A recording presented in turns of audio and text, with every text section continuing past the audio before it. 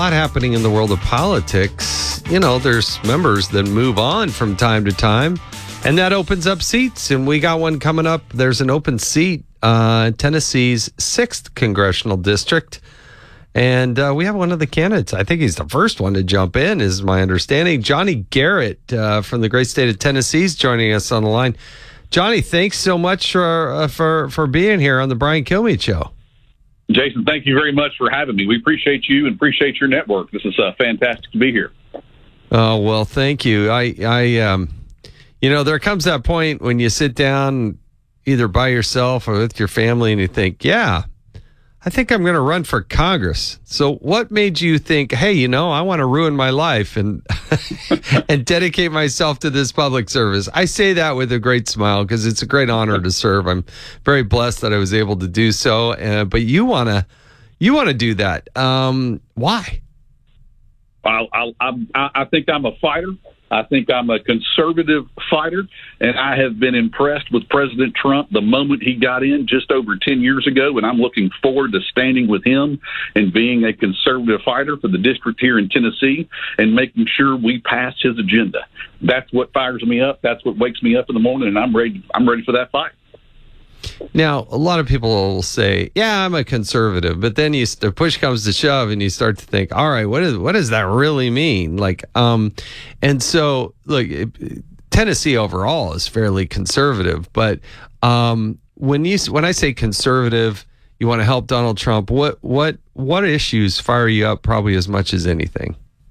Well, look, the biggest issue, I think, for Tennessee is what we've done is we keep money in our citizens' pockets. We balance our budget every year. We control spending. We make sure that our state government here is obviously not too big, limited. That's why I want to take what I've learned over the past 7 years here being a state rep and take a little Tennessee to D.C. because D.C.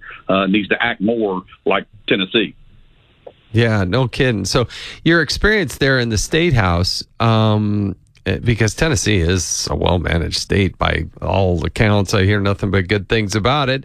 And, you know, states are forced to balance their books. What's your take on the one big, beautiful bill? Is that something you would have voted for? And let's just go from there.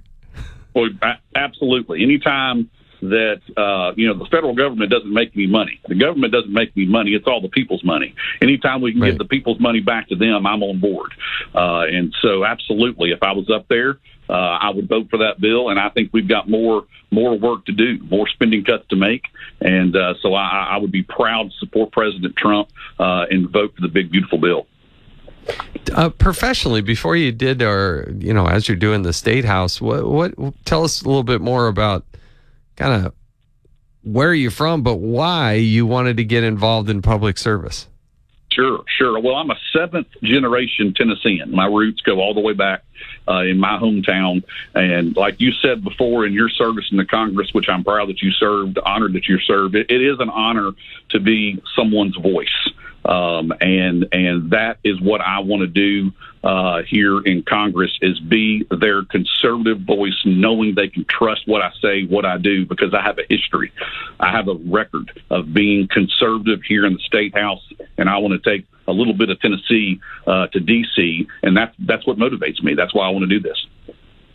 You know, one of the issues we keep reporting on are the idea of, you know, transgender males participating in women's sports. Is that a tough issue for you? Where are you at on that one? Oh, well, as a dad of 2 daughters, that is, again, another reason why I am in this race, is to stand with President Trump, because just like he said, going after the crazy governor in Maine, that if you don't get rid of men playing in women's sports, we're coming after you. Well, let me tell you, as a father of 2 daughters, I'm going to be right behind them. It's absolutely ridiculous that we even have to have these conversations where men can compete with women and our daughters in sports. It's outrageous. No, it is. It's unbelievable. Like, you've had for the most part, a Tennessee delegation. There's some exceptions in there. Congressman Cohen, for instance.